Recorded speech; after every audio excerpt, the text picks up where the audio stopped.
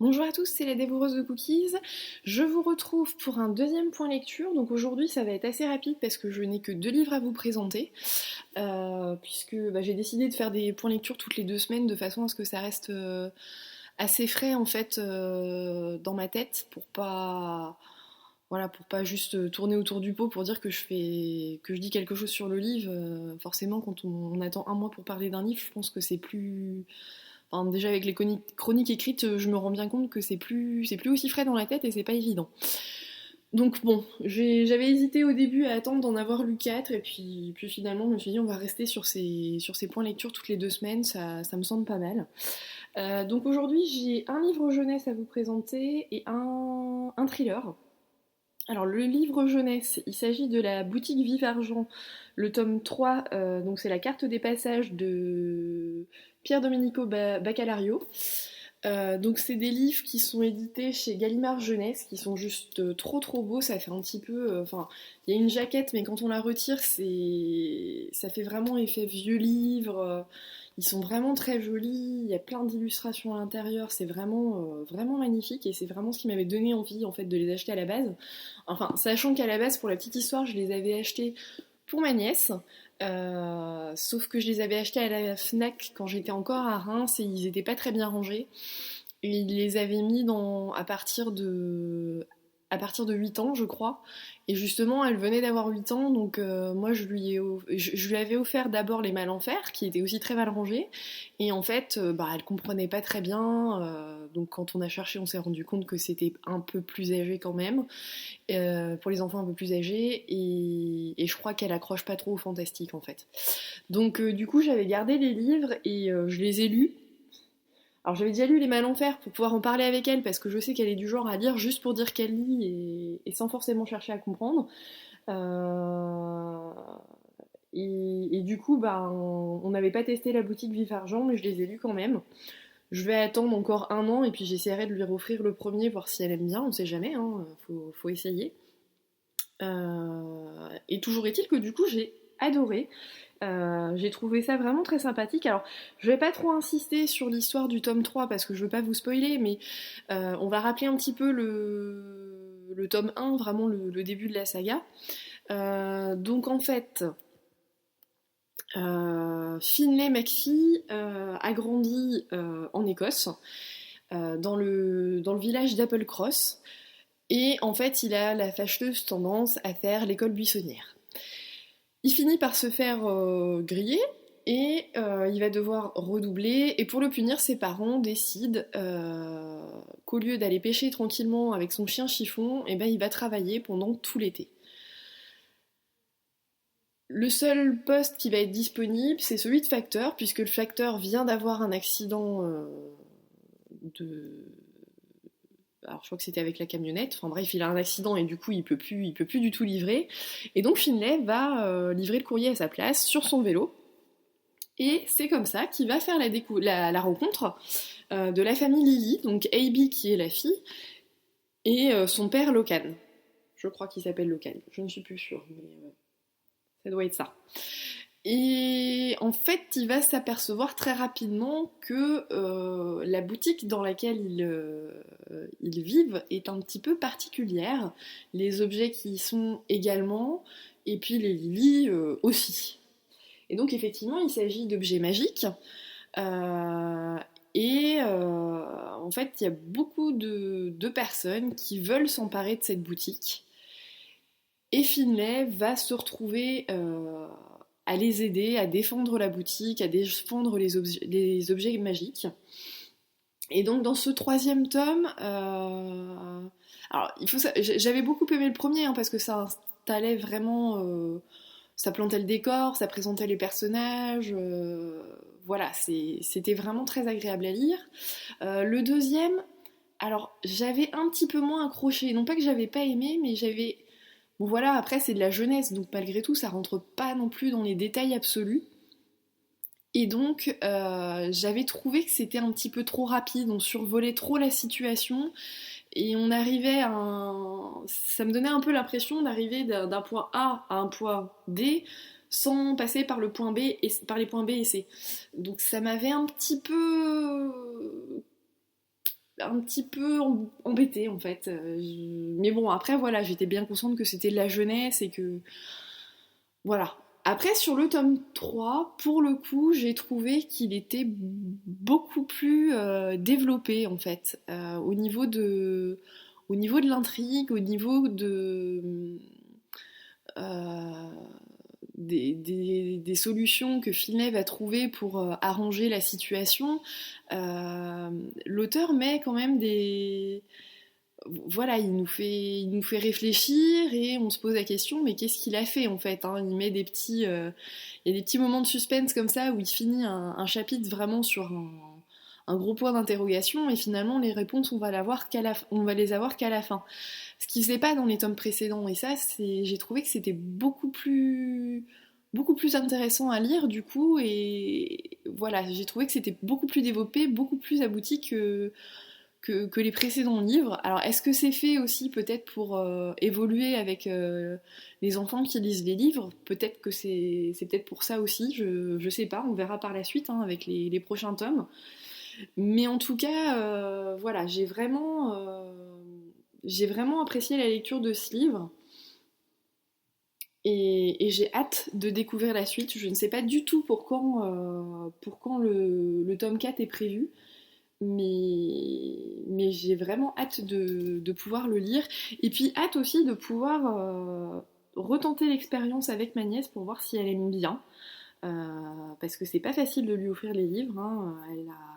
Elle a eu 9 ans là cette année et j'ai un peu de mal à trouver le style qu'elle aime bien en fait.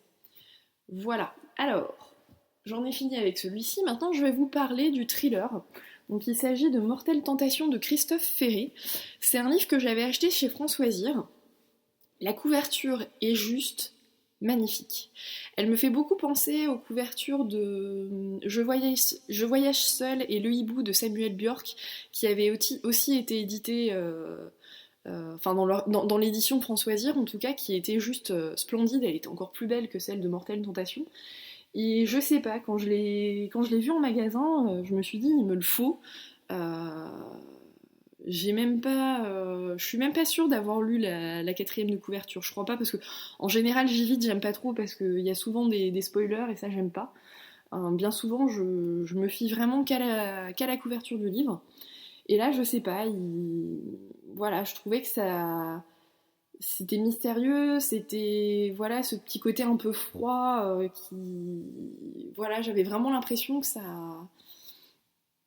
faisait quand même de belles promesses niveau frisson et en fait ben grosse déception. Je l'annonce d'emblée.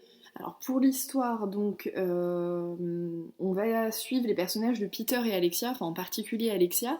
Donc en fait, Alexia et Peter sont mariés depuis plus de 20 ans et ça se passe très bien. Vraiment, ils filent le parfait amour. Ils ont un fils.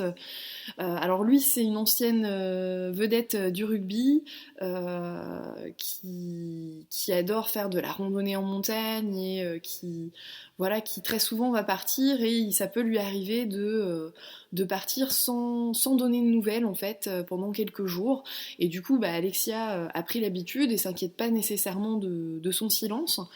À côté de ça, euh, bah, alors Alexia, elle est avocate.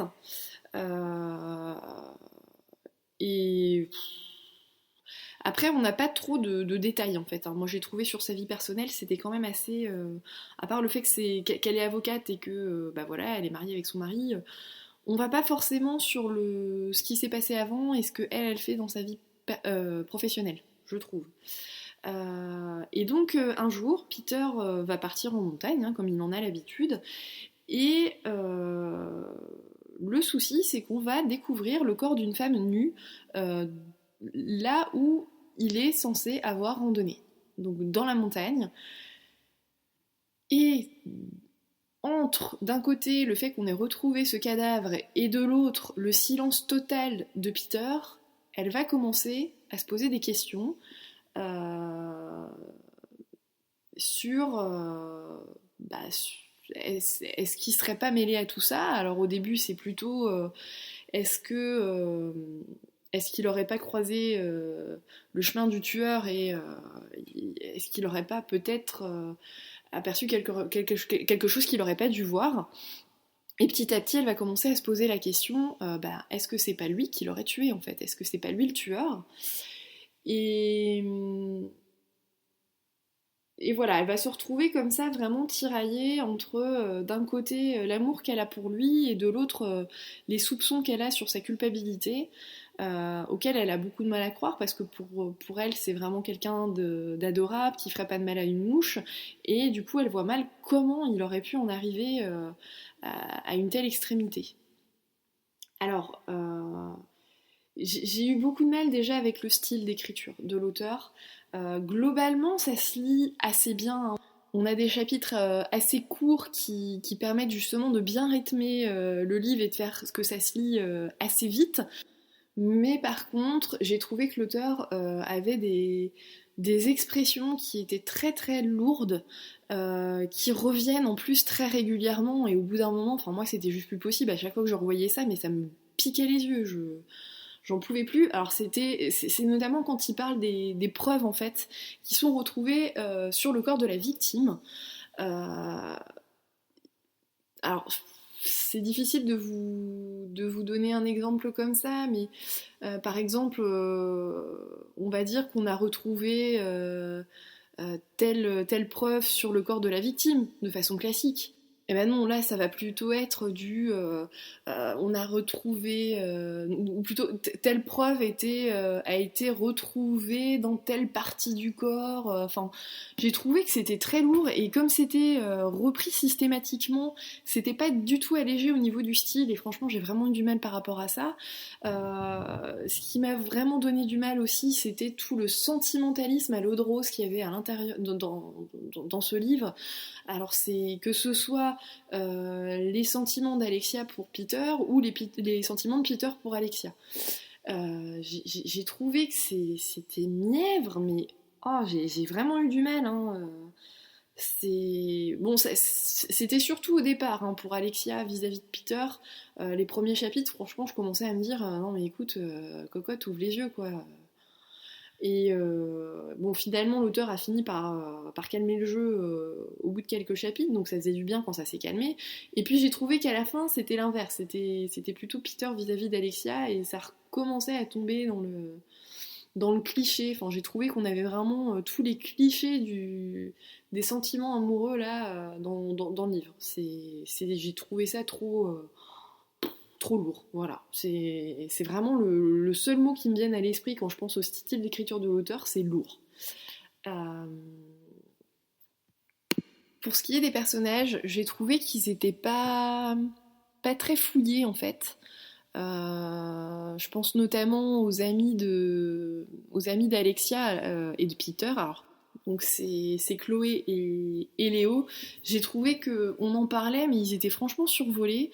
Après, concernant le personnage de... Alors, on va dire les personnages de Peter et d'Alexia, parce que pour moi, ils sont un peu indissociables. Déjà, j'étais un petit peu déçue, parce que Alexia, elle est avocate, et l'auteur n'a pas du tout exploité cette compétence qu'elle avait. S'il l'a fait sur 3-4 pages au grand maximum de livres, c'est déjà le bout du monde. Alors qu'il y a quand même, alors je crois on est à pas loin de 500 pages. Voilà, je trouve ça un petit peu dommage, quoi.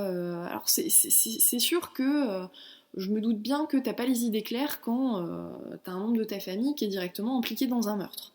Mais quand même, t'as des réflexes de base, t'as une façon de réfléchir qui... Voilà, la nana, elle est quand même avocate, elle peut pas oublier son rôle d'avocate comme ça du jour au lendemain. Et j'ai trouvé que c'était pas du tout mis en avant et que pour moi, c'était pas...